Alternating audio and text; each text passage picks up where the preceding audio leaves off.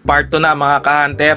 Last time, pinag-usapan natin yung mga content creator na kamukha raw ng mga kimeraan at grabe, halos ma-exorcist ang tawa ng netizen. Pero ngayon, level up tayo. Hunter x Hunter characters naman ang lookalike ng mga creator natin. Kaya tara, bago pa mag-zetsu si Killua, simulan na natin to. Umapaw yung ilog, ibig sabihin isa kang manipulator.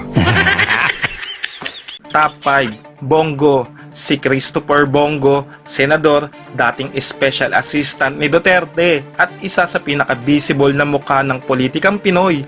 Pero sa mundo ng Hunter x Hunter, sabi ng netizens, kamukha raw niya si Bicep. At hindi lang dahil pareho silang government official. Si Bicep, Minister of Home Affairs ng Isgor 2, ay kilala sa pagiging korap, babaero at mahilig magpa-VIP treatment. Si Bongo naman, well, nasabit din sa mga issue ng korupsyon.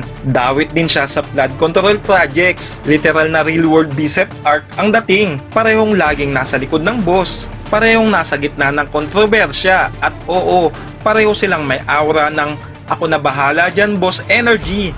Top 4, Senyor Aguila. Si Senyor Aguila aka J. Renz Kilario ang leader ng kontrobersyal na grupong tinatawag na kulto ng Surigao del Norte. Kilalang ng kokontrol, ng aabuso at nagpapasunod-sunuran sa kanyang mga miyembro. Kaya sabi ng netizen, kamukha raw niya si Mingjol X Double. Kung si Mingjol X Double ay ginawang puppet ni Pito para kontrolin ang Isgor 2, si Senyor Aguila naman puppet master in real life. Kinokontrol ang mga tao sa ilalim niya na parang NPC sa sariling kingdom.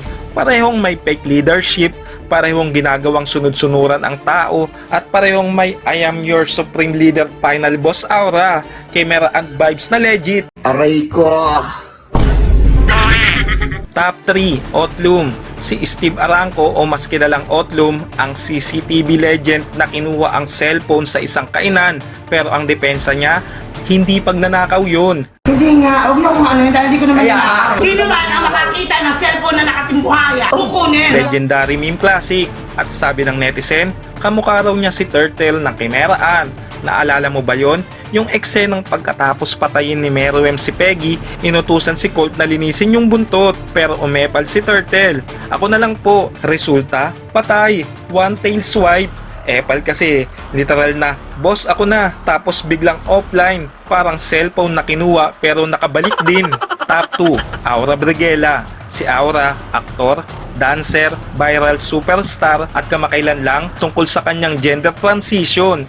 May karir, may fans at minsan may kontrobersya rin. Yes, Makati Brawl, alam na natin yan. Pero ang sabi ng netizen, kamukha raw niya si Zazan. Hindi yung cute na camera at look ha, yung monster twin form mismo. At ang iconic na eksena, yung halos durugin niya si Peyton. Pero nung paint packer at nag-rising sun si Peyton, naprito siyang parang chicharon. Ang parallel, Aura kapag nagagalit, win mode. Pero kapag may mas malakas na Peyton sa paligid, automatic na paint packer din ang pants niya.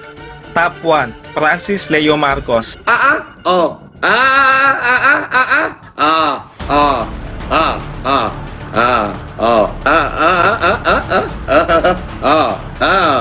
Di ba? Shout out kay Gon at Killua. Exam na nila bukas, FLM. Galingan nyo sa exam nyo daw bukas. Ito na talaga ang pinaka-request ng mga ka-hunter natin. The one and only FLM, aka Francis Leo Marcos, aka Norman Mangusin, aka The Mayaman Challenge Guy, aka Norman Gusgusin! aka Kulao! The Internet Personality, philanthropist. Sabi niya, self-proclaimed Marcos, relative, pero dinidinay ng totoong Marcos family. Oops, mayabang pero mapagbigay. Pero may kaso, pero may fans. Pang-anime art talaga ang buhay. Sabi ng netizen, kamukha raw niya si Majitani. Si Majitani, peking Phantom Troop member, puro bluff, nagpapanggap na malakas, may fake tattoo pa, at ang pinaka-epic, 108 years ang total sentence dahil sa fraud at blackmail. Plus, nakakatakot na muka dahil sa paid plastic surgery. Legit yan sa manga. At ang iconic moment nung sinakal siya ni Kurapika at biglang nawalan ng tapang. Instant L talaga, mga ka-hunter. Sabihin nyo nga, Hindi ba FLM na FLM ang eksenang yan? Grabe, parang ginawang karakter siya mismo ni Togashi. So ayun na nga mga ka-hunter, 5 na namang creator ang napagkamalang Hunter x Hunter characters. Kung gusto nyo pa ng part 3, i-comment nyo lang, Pulaong. At kung trip nyo ang ganitong content, follow nyo si Mr. Salaysay sa FB page at subscribe naman sa HXX Theories PH sa YouTube.